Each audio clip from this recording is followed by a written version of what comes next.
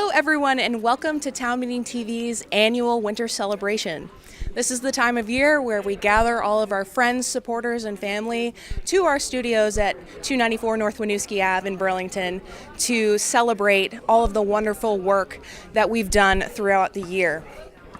And the purpose of this show, the main purpose of this show is to recognize all of the wonderful folks who really do come together and make this wonderful organization what it is. And because of that, we've got a nice show for you tonight. We're going to have a rotating cast of characters. One of our wonderful interns, Navarro, is going to be interviewing folks and presenting awards to them throughout the night. But before we get started with the main program, we do have a very special guest here with us tonight. Vermont Secretary of State Sarah Copeland-Hanzas is here, and we're going to kick off the show with Sarah, and she's going to come right on over in just a moment. And but before we do that, maybe we can just all right, we're good to go. Awesome. Hello, Sarah. Hi. Welcome. I'm doing well. I'm Emily. Very nice to meet you. It's really nice to meet you. I'm so glad that you could join us this evening for our annual winter celebration. If you just want to maybe take a moment, I'd love to hear what community media means to you and why you support CCTV. Absolutely. Thank you. I love what you've done with the place. This is much more festive than the last time I was here when I was being grilled with questions in a debate setting. But, you know, community TV is, I think, critical to the democratic process because what you offer in terms of access to government, whether it's municipal government or as you do during the campaign, you know, have debates among the statewide candidates. It's absolutely critical for people to be able to have access to a media outlet that's covering the news about their government, right? How do you run a democracy if your electorate doesn't know what you're doing on their behalf? So I always appreciate the work that you are doing to make it easier for people to stay connected with their government. Well, thank you so much for those kind words, Sarah. And so there is a special reason why you're here tonight, and I'm going to turn the mic over to you and let you share with folks. Thank you so much. Super. And I'm going to invite Eric Covey to come up, and Lauren Glenn, if you would also come a little closer. Oh, I'm going to stand over here where the interviewer stands. Perfect. I have the power. This is wonderful. So I spoke just briefly about the importance of community access media for our democracy. And it just so happens that there is a wide recognition of this over time because the previous administration also believed that it was important that we recognize the contribution of community media. And so I am really pleased to be able to share with you. I'll hold your mic. Does it want to be closer? You can hold that. Lauren Glenn Davidian, and I'll read it for the viewers at home. In recognition of a career of entrepreneurial advocacy as co-founder and director of the CCTV Center for Media and Democracy, promoting civic engagement, access to local democracy, and government transparency for the people. Oh, for the people. How awesome. Nice. Thank you. So the National Association of Secretaries of State is proud to make this award available to you. And I am really looking forward to all of our future collaborations because we've had some good regular conversations about how we can work together and how important it is for establishments like this to be covering the news that's happening in our communities so that folks can stay connected to their democracy. And I think Eric has some things that he might like to say as well. Thank you. Sure. Thank you so much, Secretary Copeland-Hanzas. I am really grateful for your recognition of Lauren Glenn Davidian. You know, Lauren Glenn, when you first invited me to join the CCTV board, I told people it was kind of like being invited by the cool kid to sit at their table for lunch. You're the kind of person that when you ask somebody to do something, they know that it's something worth doing. Almost 40 years ago, you and your fellow merry band of activists founded CCTV with a simple principle, and that was to put local media in the hands of the people. And at the time, that was a radical idea, and unfortunately, in a lot of ways, it still is today. We have champions like Secretary Copeland-Hanzas who are striving to uphold the ideals of our democracy.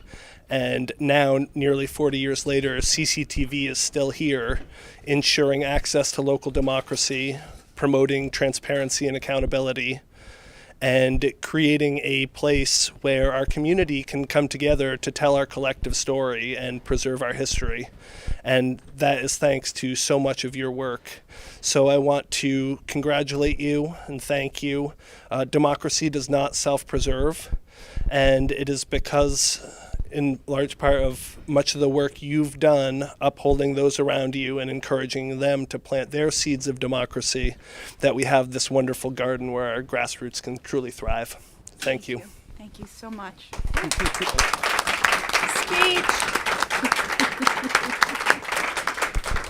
Well, you're both so eloquent. I don't think I could say anything actually more clear or precise about the benefits of what we do here in the world of community media.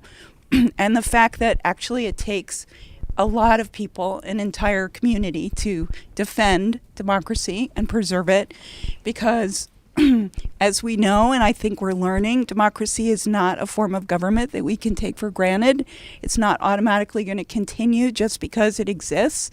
And we have a lot of work to do. And I think at the core of all of this is a curiosity about what other people think and how they operate in the world. Because unless we're willing to ask questions, especially of people that we don't agree with, we're not going to improve our own ideas and our own thinking.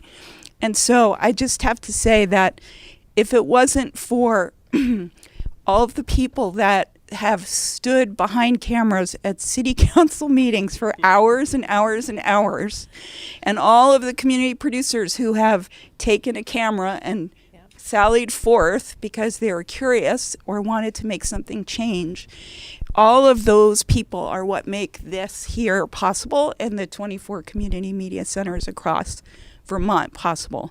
And I have been blessed to be sort of a standard bearer and a shoe banger and a person that won't take no from a cable company, which is still the case, actually, even this week.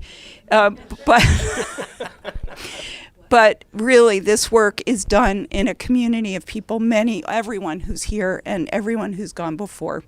So thank you very much for this honor, and I accept it on behalf of our entire organization. So thank you. Thank you, and congratulations. Thanks.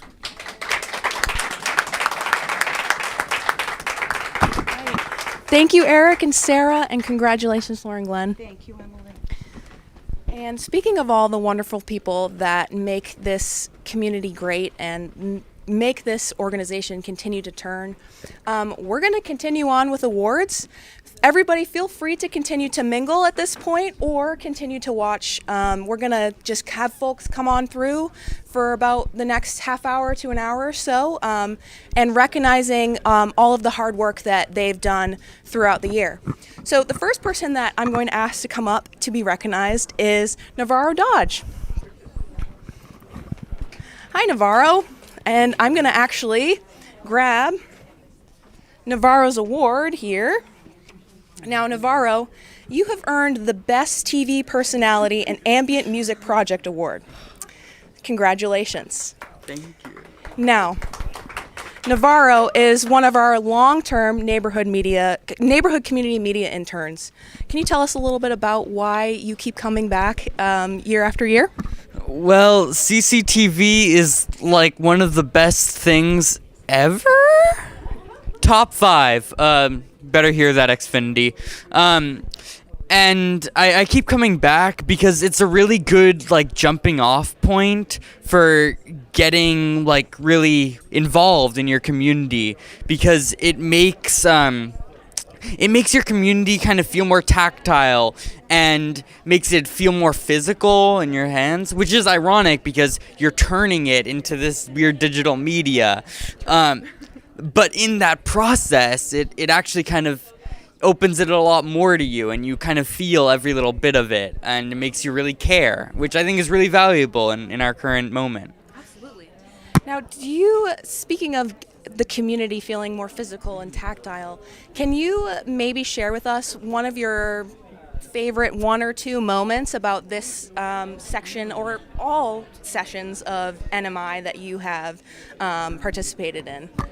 Well, I think of this session, honestly, yesterday I had an amazing interview with the executive coordinator for Vermont Works for Women, Heather Newcomb, and it was so interesting to just hear this like really knowledgeable person just speak all about their interpretations of things in like a really articulate manner, and be able to have that type of conversation that I don't think a lot of high schoolers would normally be able to have without an opportunity like this. So that was really amazing during this session.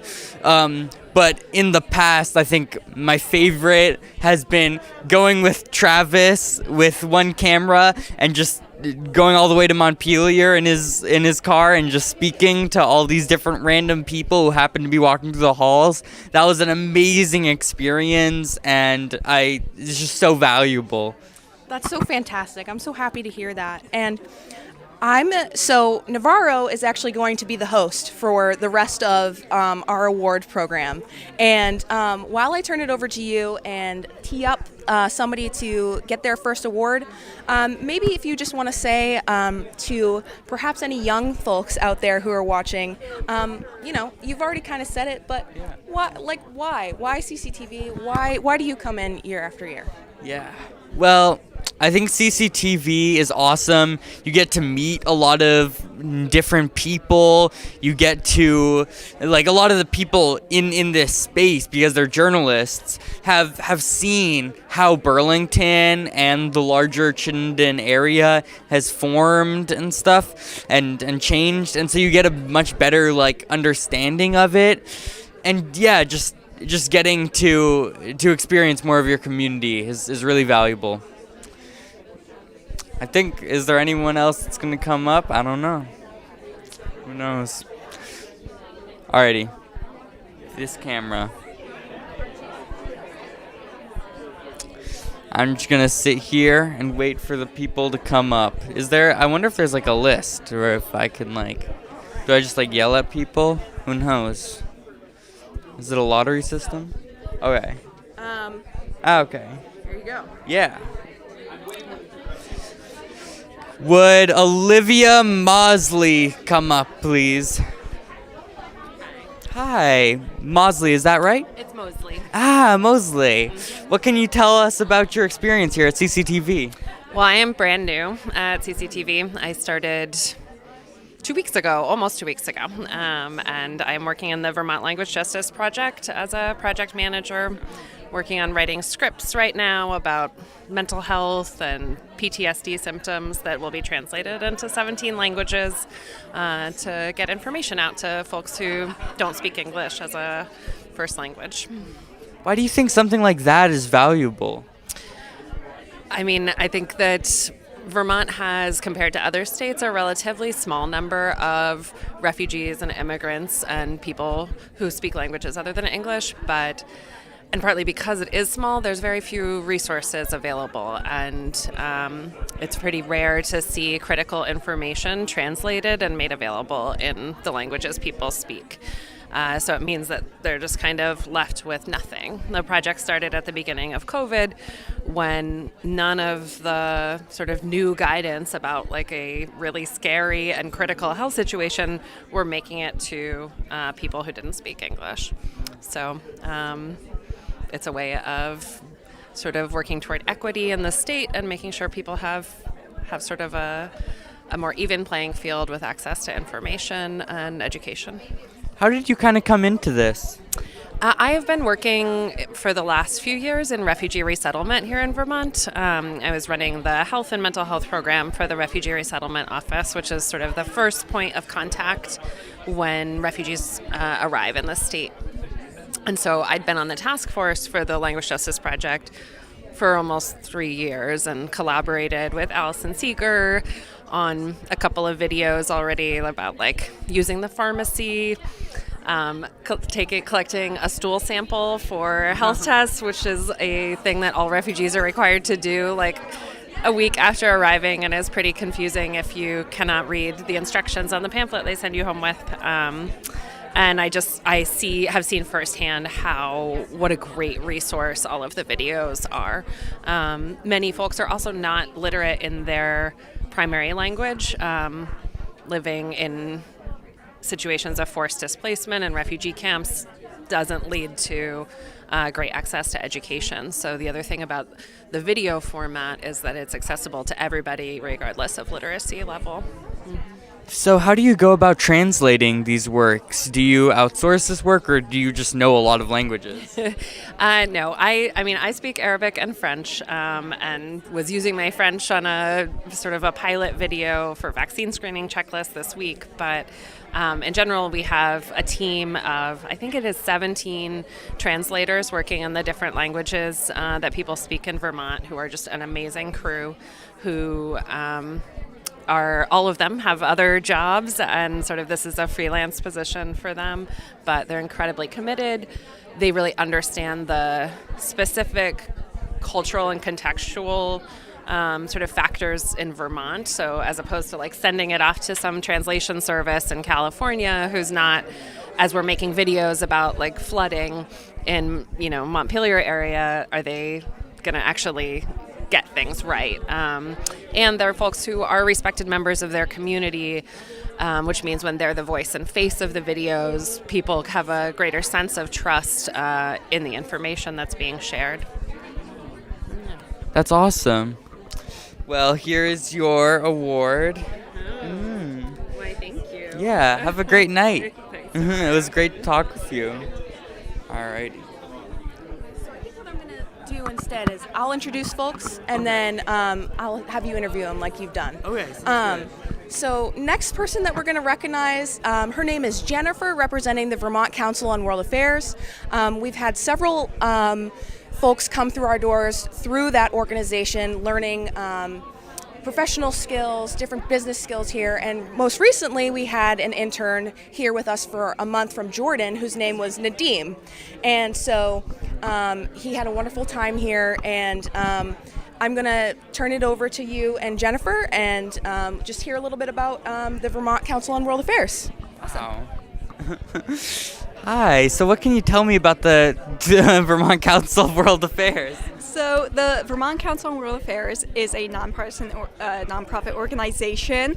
We do a lot of delegations, both professional with our International Visitor Leadership Program through the Department of State, and some fee-for-service programs such as youth programs, fellowships. As you just heard, we just did a fellowship with you guys a few months ago with Nadim. He was a fellow from Jordan, and he had such a wonderful time. So we really just do a lot of, we say, bring the world to Vermont and Vermont to the world. Yeah. That's awesome. How did you come to CCTV? We use CCTV a lot for organizations we'd like to have our delegates meet with. So while they are here, they meet with a bunch of local organizations and nonprofits. They do a lot of volunteering and things. So for a few years now, we've been using CCTV as a place that we love to bring our visitors. What was one of the highlights of your work this year?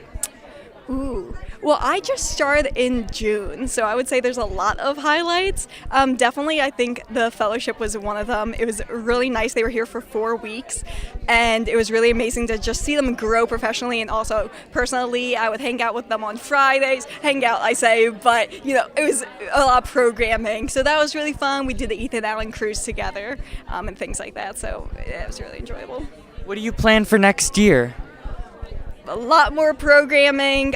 We already have 3 programmings coming in January and early February. We're going to do another fellowship in March to April.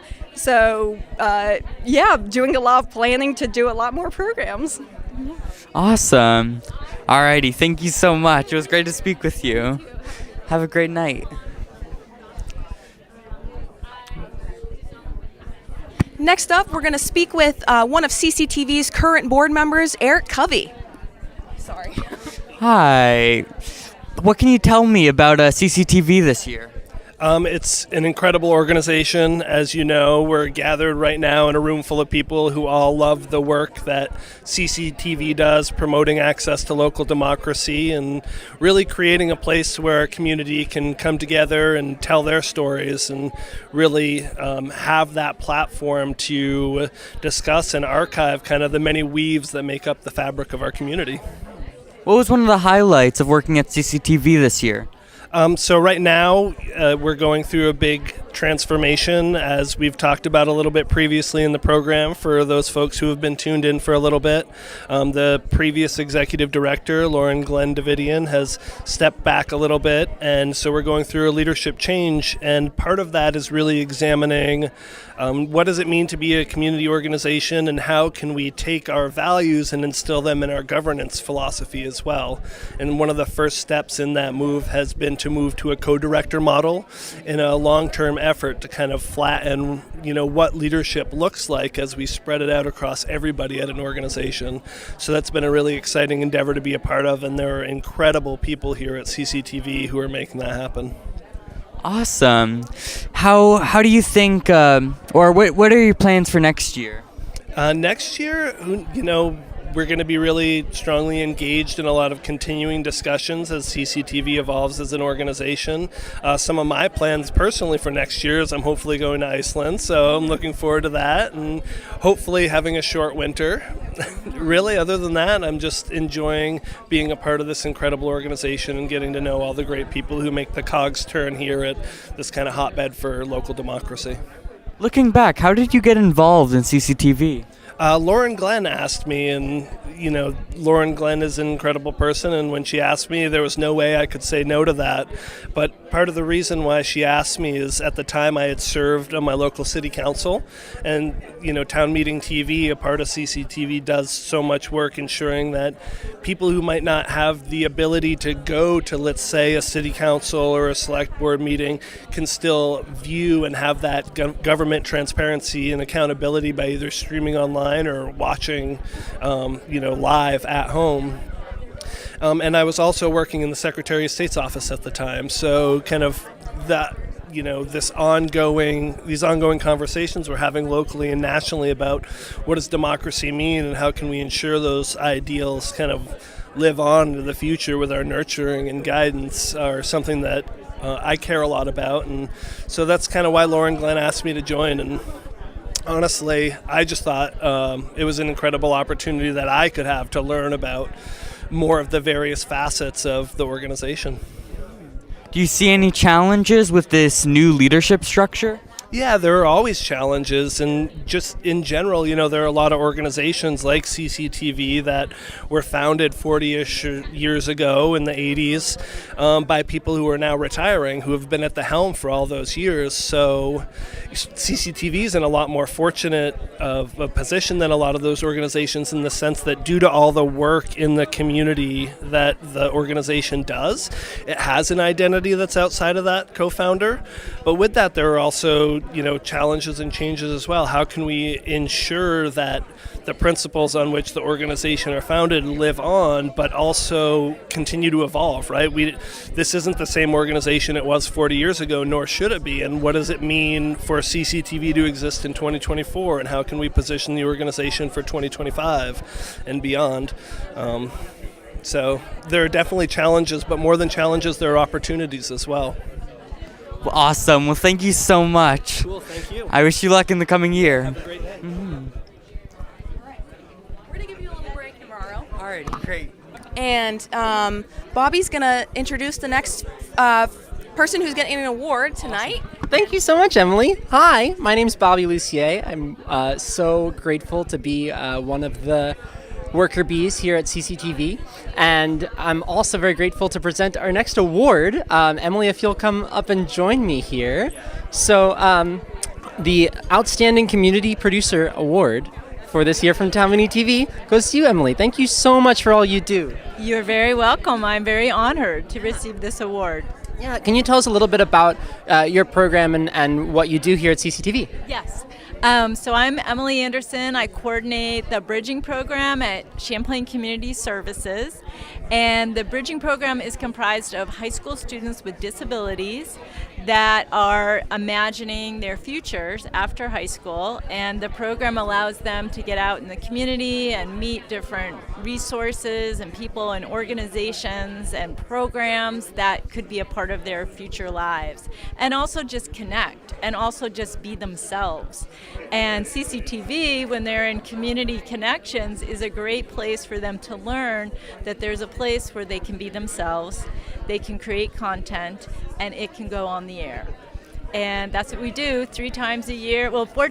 We all make a show together, and then the students, when they're in their smaller groups, come back and make shows. So we make 4 shows a year at least, and at the end of the year we watch them all. We watch them as they get made, but then we watch them all together as a complete set.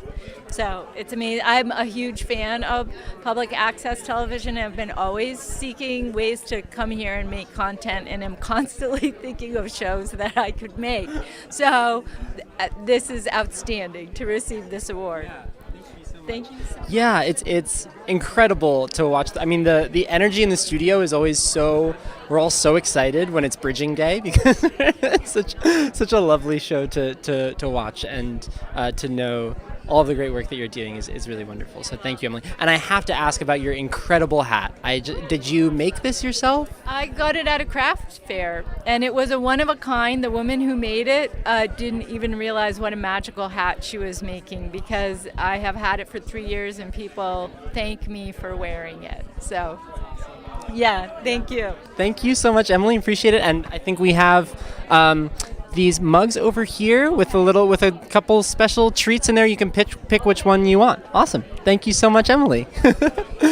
Awesome. So that was Emily Anderson with the Bridging Program, and we are continuing our program here to celebrate Town Meeting TV in its 33rd year.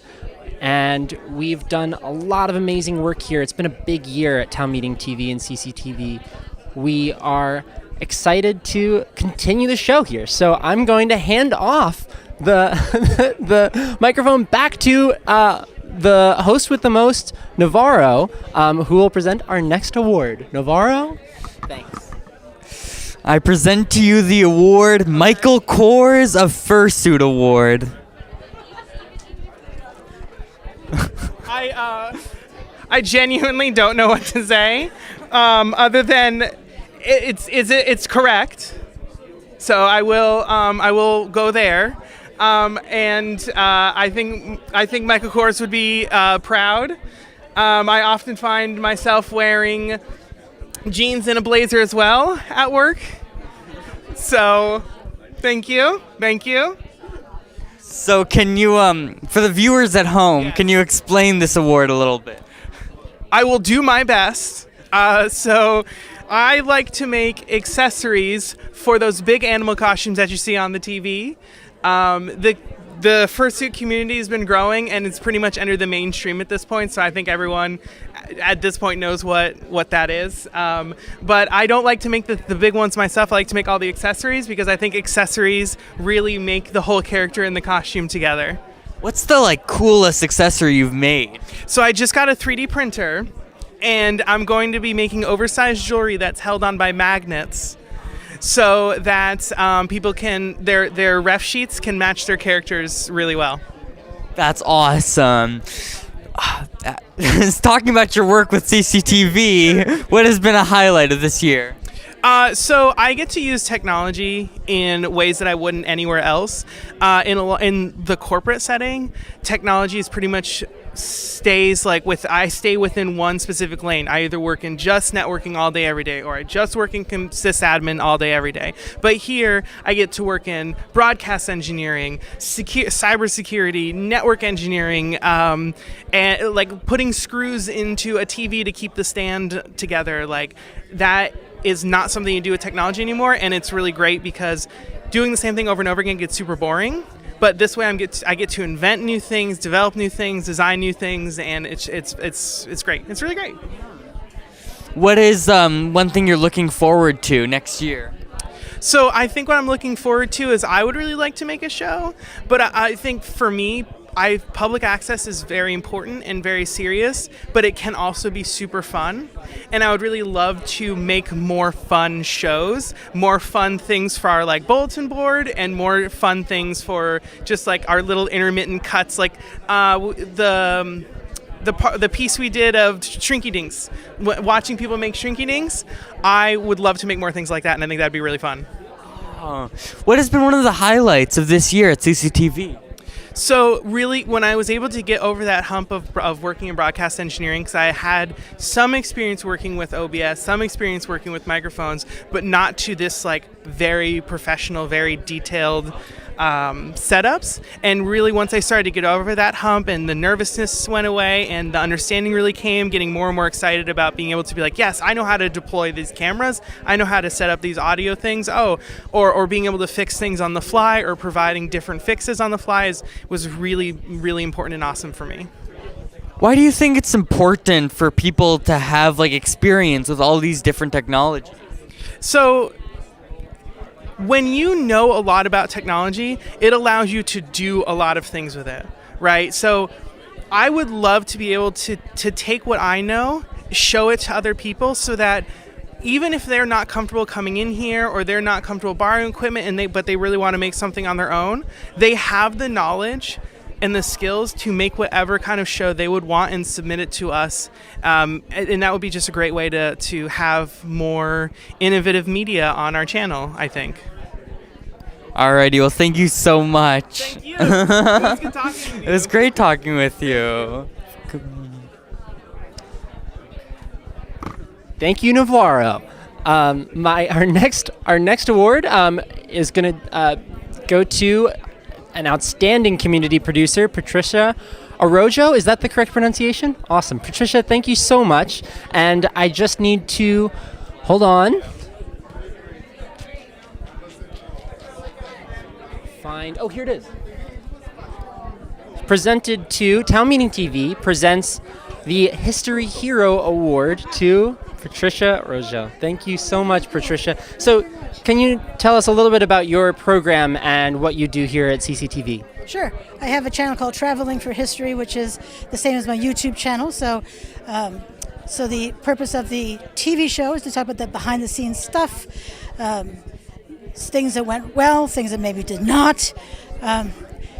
It's usually my error why things do not go well. So that's what this show is about, talking about that kind of stuff. So, in fact, I'm going to be live tomorrow morning. Yeah. It's incredible. So you have a show once a month, is that right? Yes, it's the fourth Friday of the month from 11:30 to noon.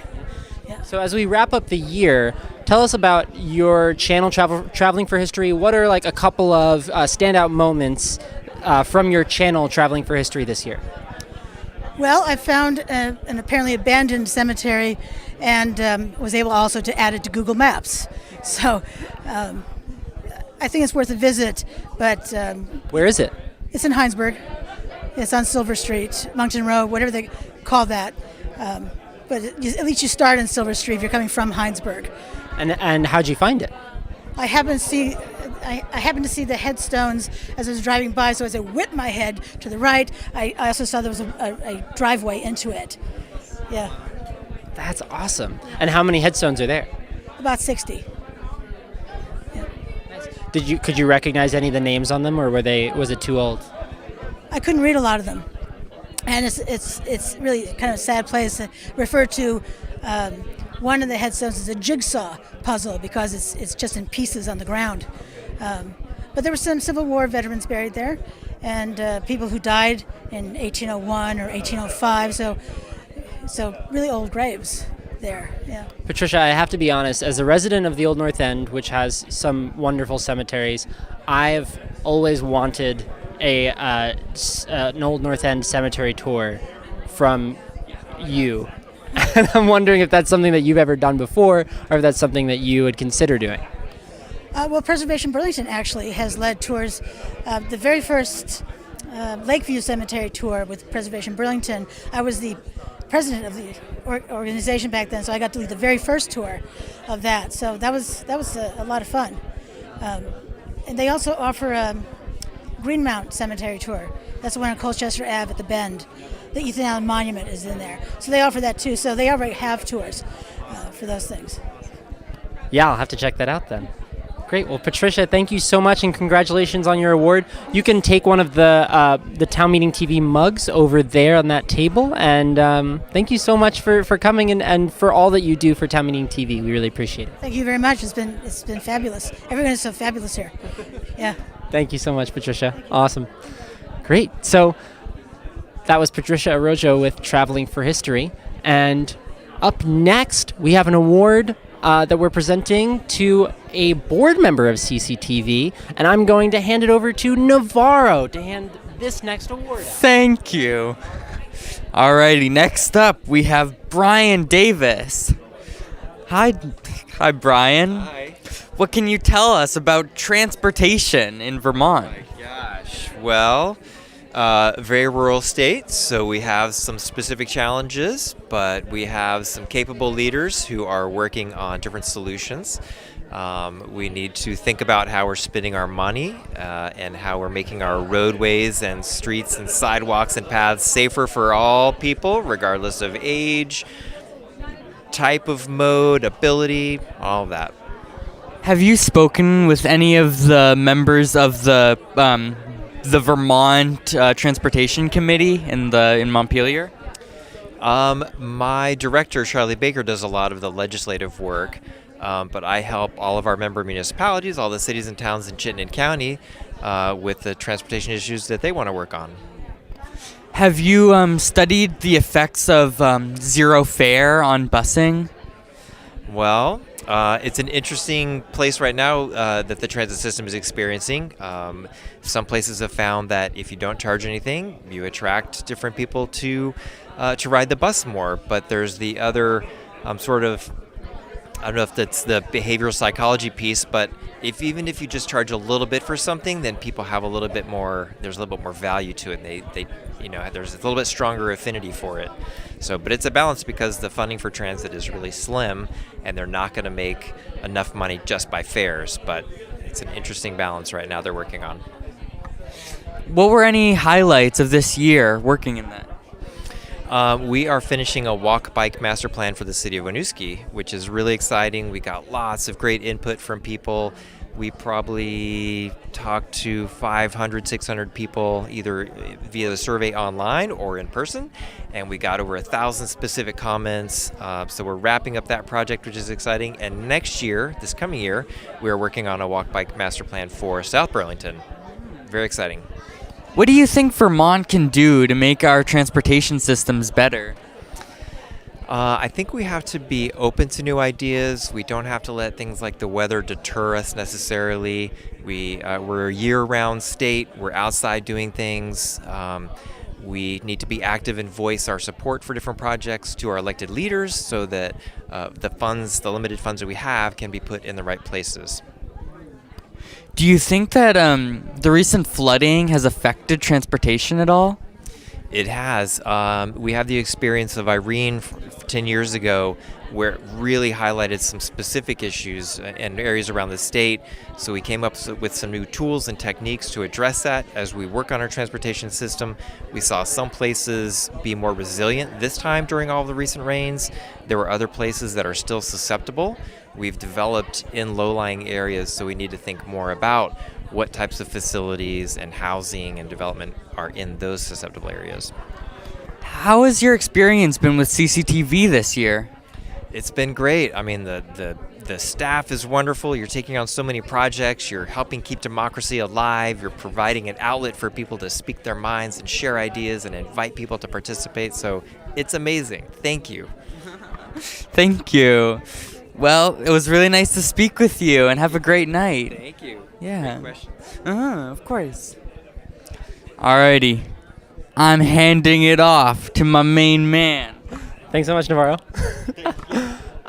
Navarro's done incredible work tonight. So our next award goes to a local public servant, City Councilor of Winooski, Thomas Renner. Thank you so much for joining us tonight, Thomas. Hey, no worries at all. Thanks for hosting us. This is great. Awesome. So we want to present you the Social Media Superstar Award from Town Meeting TV.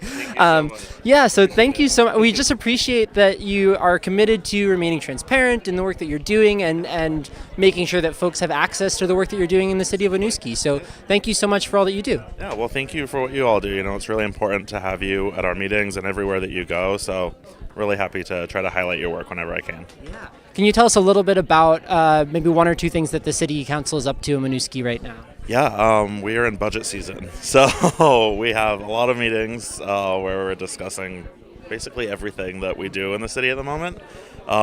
We just wrapped up our meetings this month. We're starting up again next month. And yeah, we are looking at, how much we're going to raise people's taxes to pay for everything and going over all of our different services. And so it's a pretty busy time of year for us. Yeah. Are there any big fluctuations in the budget that you're expecting that will be difficult to deal with?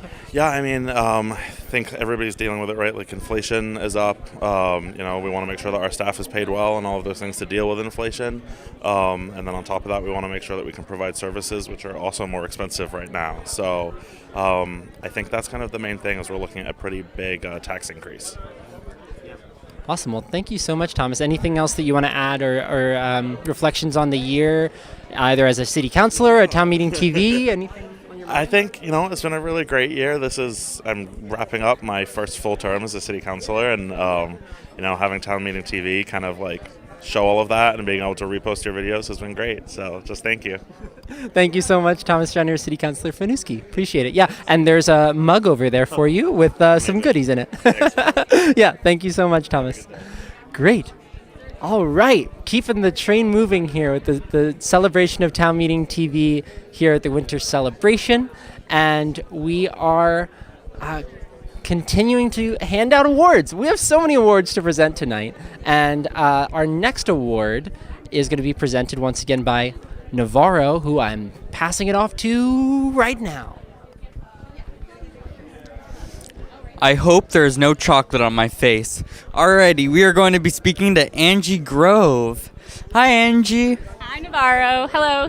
What can you tell me about your work this year?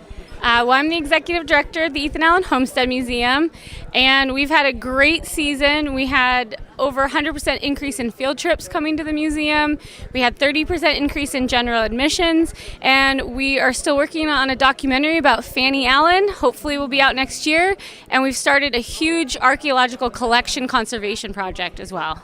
That's awesome. What can you tell me about Ethan Allen? Because I've heard a lot of myths and stuff, and he seems like a really interesting figure. Yeah, the man, the myth, the legend. He's kind of like Paul Bunyan or Johnny Appleseed in that he's not just a historical figure anymore. He's become the image, the identity of Vermont.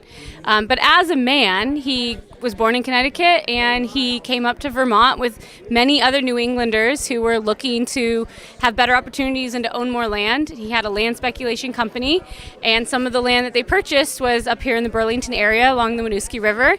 And so he moved here after the Revolutionary War in 1787, and he only lived here for about a year and a half before he died in 1789 in his Burlington house, which is where our museum is. But prior to that, he became very famous as a Revolutionary War general.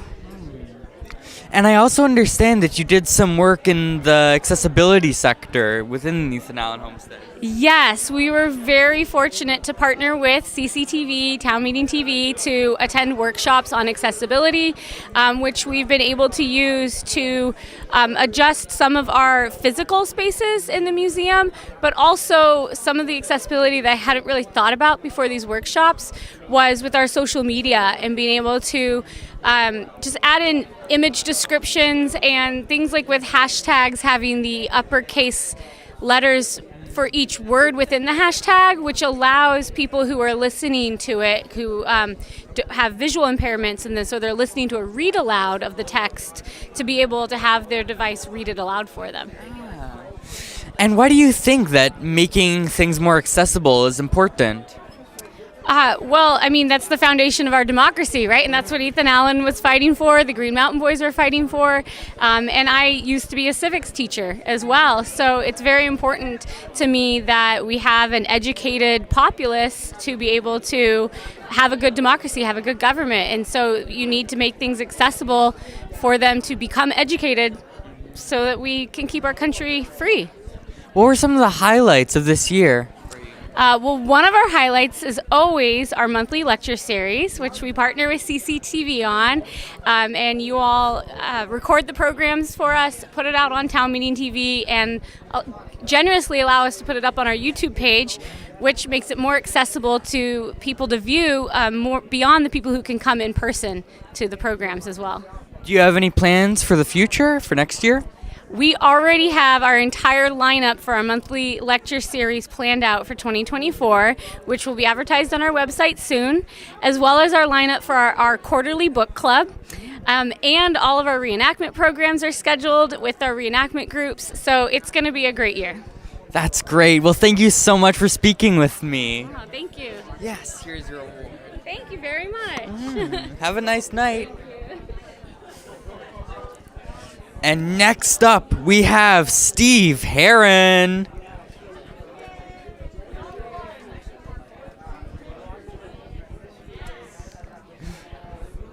I'm glad that my slacker mentality is maintained. I want to thank my mom, my dad, all of my teachers, my niece and nephew, Emily and Bryson. I want to thank Jordan, everyone at Town Meeting TV and CCTV. Thank you to Navarro. I'm going to go back behind the camera now. Okay. Thank you. Next up, we have me talking. Who's next? Who knows? It is Miles Jewell. Come on up here. Get on up. Oh, ooh, yeah, that's a problem. Come up here. How are you? Hi, great. Good to see you. What do I have here? The Behind the Scenes Award. BTS, as we call it in the industry. BTS stands for Behind the Scenes. What do you think about Behind the Scenes? I think that it's interesting. There was like this great theater writer long ago who used to like make it so that the stagehands would come up while the actors were still talking, which is considered like the first example of a literal fourth wall break. But I can never remember the actual playwright's name, and it always makes me mad. So that's my thoughts on Behind the Scenes. I'm wondering, one of the famous playwrights, Samuel Beckett, was it Beckett? Did Beckett write Waiting for Godot? Who wrote Waiting for Godot? I think it was Samuel Beckett. But we should know this, Navarro. Yeah, we really should. Like, I was in my AP Lang class last year, and this guy was obsessed with Waiting for Godot. Like, we never even read it, but he always just would mention it every time I would say some dumb thing. Speaking about Behind the Scenes, does Bobby or Steve know? Do you all know who wrote Waiting for Godot? Was it Beckett? That sounds right. Is it right? Do you know Waiting for Godot? Was it Beckett? No, we want to know, and since I've won the Behind the Scenes award, we feel like it's really fitting to address people that are behind the scenes. Yeah. So it's very meta in this interview. I mean, the weird thing is that nowadays with the internet, like Gen Z is getting more obsessed with like meta irony and just kind of metatextual jokes. So it'll be just like this super overly compressed image with like a black square over it, and like it will make like any kid burst out laughing because it's like, oh, I actually recognize even just the concept of something being super compressed because of like over like screenshotting.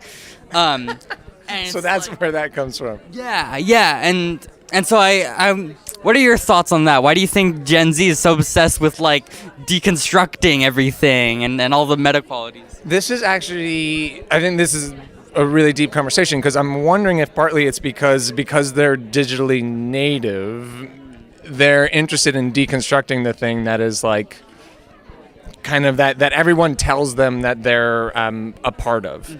And then I'm also hearing a lot of people be like, we're kind of sick of talking about how Gen Z is like so, digitally savvy, that I think they want to break it. Yeah. They want to like actually break the thing that everyone from older generations tries to align them with. So it's a little bit of like a rebellion. Yeah, there is this element of like feeling like deconstructing the ethos of the internet as reality, because there's this weird simultaneous narrative within the internet that like, oh, it's all of these just like selfies and stuff and things that are very like intimate and personal, and thus they have this aesthetic of realness. And then Gen Z's like, no, not at all, everything's photoshopped, and this is just a kind of invisible color to everything. It's almost like the more that they can deconstruct it and make it worse quality, the more authentic it feels. I think the too glossy, the too slick it is, the more that it's like very easy to be like, that's not reality, right? Whereas like, I think for my generation is like, it was all about when you work with media that you want it to actually represent reality as much as you can. Whereas it feels like now there's a pushback and it's like, no, degrade the image more, make worse quality stuff, like lean in, don't make it glossy, don't try and cover up jump cuts, don't try and like make it so realistic that it dupes people into thinking it's real. No, that's totally true. Well, thank you so much for... Well, okay, I feel like we should like actually bring up the fact that you are part of CCTV, that you've been working, like this can't just be a Gen Zer talks with... what generation were you from? Well, so this is actually interesting. I was born in 82, and so for a long time, a lot of people said that we're Zillennials, so we're between Gen X and Millennials. And there was like a pocket between, they say it's like 78 and 84 maybe, where, we were born without the internet, but we learned the tools of communication. We still had landlines when we were young. But then I've heard other millennials, that has started to get pushed up into like the 90s. So I think that's kind of where I'm at. And to your point, we've worked together, which is I've put a camera on you. I'm a huge fan of your work. So part of the behind the scenes award, why this is meta and so appropriate, is you're interviewing me, but I've interviewed you before, and we've gone out on election day, and and I continue to see your work and really admire it. So I hope you keep at it. Thank you so much, and I hope you keep at it with your documentary. I certainly will. Yeah. I'm not going anywhere. That's great. Thank you so much. Oh, job well done. I hope. Hit it. Thanks, Navarro. Okay, I'm back. My name's Bobby, and our next award is coming to one of the most incredibly dedicated field producers here at Town Meeting TV. This is Charlie Giannoni, and Charlie, we're presenting you with the Everywhere at Once Award, because it seems like you are just everywhere in the community sometimes. Whenever something is happening in the community, you're there with a camera. So thank you so much for all that you do to capture all of our community's history and everything that happens in and around Burlington. Thank you so much. Well, that's very nice of you to say that. But I don't know if I can quite forgive you 100% because you're showing my really bad side right now. I was in a bicycle accident. Okay. I was in a bicycle accident. I had like a whole side of my face was wiped out. But okay. Well, now we fixed that. So can you tell us a little bit about when you got started with Town Meeting TV and CCTV? How long have you been around? Well, believe it or not, I got started back in, it was either 1988 or 1991 when the UVM students basically took over the administration building, the Waterman building at UVM. And so I actually, without knowing anybody, I actually came here and I signed out equipment, and somebody, could have been Megan, frankly, showed me basically how to use it. And so I actually have some footage that should still be around here somewhere about all those students and their relationship with the administration and the building. So that was a lot of fun back in the old days, the UVM activism. And so that's where I met people like Megan, who still works here, Megan O'Rourke, to this very day. So we're kind of old timers. Yeah, and can you talk a little bit about, as we're at the end of the year, are there any programs that you covered this year that stand out in your mind as something that a memory that you'll carry forward, or a program that you think stands out? Well, some of them are these emotional Palestinian demonstrations and rallies that have been happening in Burlington recently, especially the ones with around these three young men that got shot on Prospect Street. So some of those are very emotional events, and so I really don't know. So I film the event, and then what I try to do is I try to get individual comments from people in the public that are at the rally. But a lot of them, they're just shy, and they just don't want to make a comment on film, and which is unfortunate, because when you talk to them in person, they have so much to say and they're so passionate about it. And so I have met a lot of people from both the Jewish and the Palestinian communities that are here in Burlington, and it's been very rewarding for me, and I've learned a lot from them in the last month or two. I've also noticed that it seems like younger people are a little bit more reluctant to interview on camera or express their opinions on camera, even to a group like Town Meeting TV, which is not a corporate entity or anything. Why do you think it is that young people are reluctant to be interviewed on camera for Town Meeting TV? Was that also true when you were younger? Well, I think it's just people just don't want to embarrass themselves by saying something on film.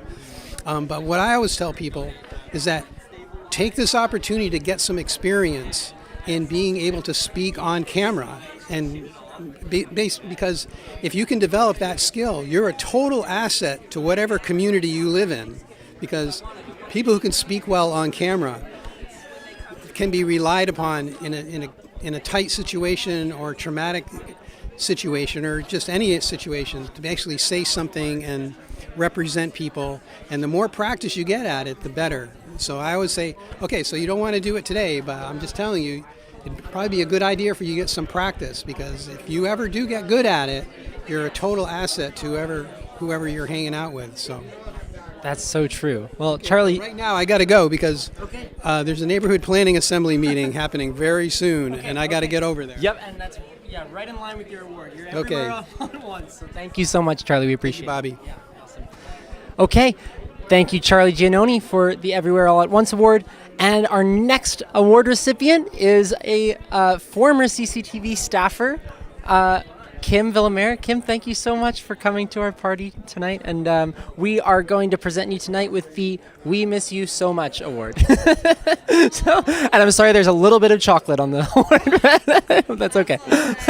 So, yeah, thank you so much for coming. So you worked at Town Meeting TV as, what was your position here? Yeah, I was master control and tech supervisor for quite a few years. Master control for many more years before that. What does that role look like? What were you up to here?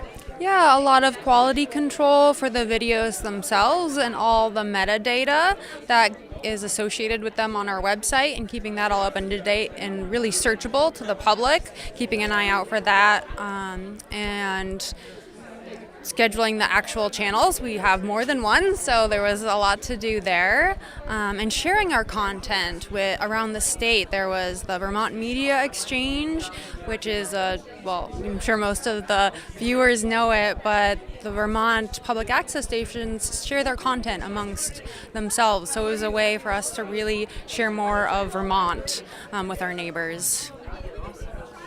And what have you been up to in the year since you left Town Meeting TV? What have you been doing? Yeah, so I started my own freelance editing business, and I'm now a copy editor and line editor. And my business is named Vital Ink, and I have my little business cards, so I can hold it up for the camera.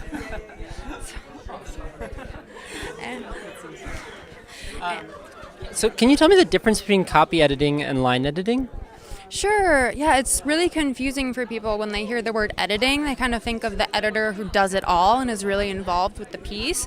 But the profession has come a long way, and it's been broken up into a lot of different pieces because of what different needs are. Publishing houses have a need for like specific parts of it, and then there's a lot more self-publishing going on now. That's really a growing market, and there's more need for all-around editing in the like freelance area. So copy editing really focuses on the fine grammar, the fine tuning, the little details, making sure your punctuation's used correctly, making sure the style is consistent and that it agrees with a style guide if that's being used. And line editing gets a little bit farther up that process. It comes before copy editing, and that gets into more of how the prose flows together and the word choice. It's really more of the wordsmithing. So it gets a little more artistic, but also matches very well with copy editing. It's very close, and it can easily be done together. Sometimes people call that a heavy copy edit. Do you have, at the top of your head, a tip for a common grammatical error that you see often in your line of work that either grinds your gears or that you come across a lot? Well, it's not really a common error, but people have very strong opinions of the serial comma. So I don't know if you've heard of it. It's also called the Oxford comma.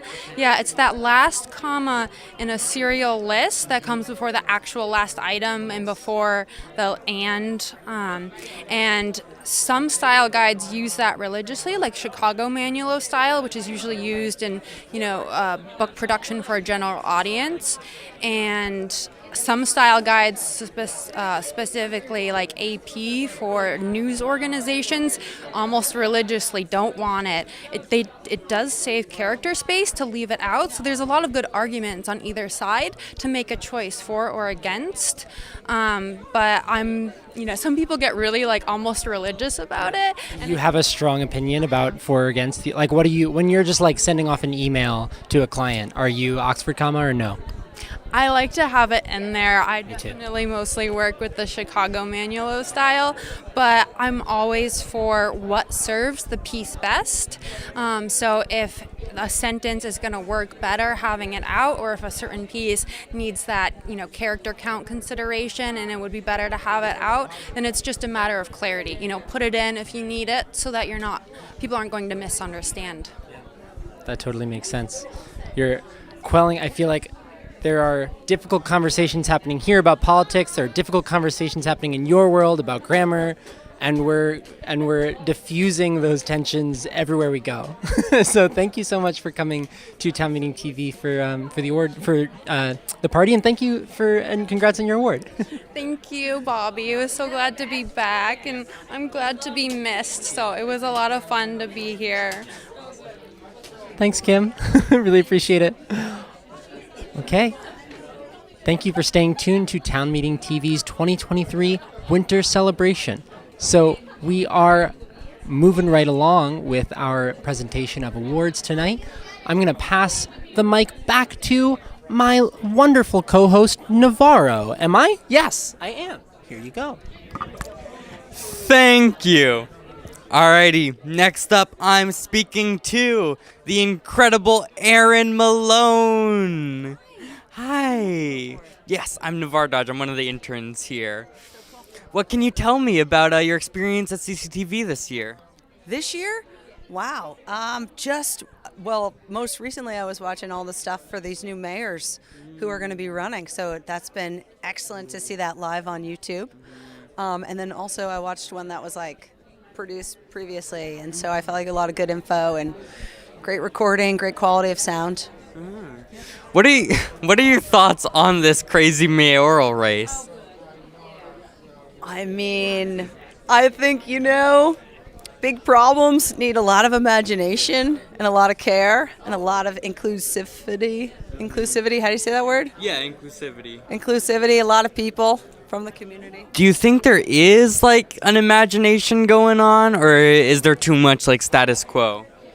I don't think it's status quo as much as operating within current constraints. So I think there is people want a bit of change, but I think it's just a little narrow. Yeah. And I hear you're an underwriter for CCTV. Oh yeah, yeah, I am. How's that been going? It's awesome. I think that it's such an important community organization, not only to for government access, but to support all the makers in our community to tell their stories. It's pretty cool. Are you the owner of Momo's Market? I am. Yeah. How's Momo's been doing? Momo's is humming along. It's doing all right. People keep coming in, and we keep selling stuff, and we're pretty lucky to keep operating in this environment. So. That's awesome. Any plans for next year? Well, we actually, for Momo's, we just became a member of a national buying cooperative. So you'll see some changes if you're a customer. We'll have more products more consistently at better prices. So it's going to be quite a change. That's awesome. And I'm an Essex resident, so I actually don't know that much of about Momo's Market. So can you give me a rundown on what it is? Yeah, Momo's Market is an energetic little corner store located in the Old North End. And we have grocery basics, beer, wine, chips, candy. Just kind of pop in, say hey to your friends, listen to some good music. It's a pretty sweet spot. That's awesome. Alrighty, well, thank you so much. Have a nice night. Wow. What a crew. Am I right? I mean, but who cares about democracy? Why can't we just get M&Ms to litigate how our political systems work? Crazy. As a libertarian myself, I think that we need to defund these useless media conglomerates like CCTV. And these amazing, talented people are clearly the problem in our society. Thank you so much. I'm Navarro Justino Dodge, signing out. And cut.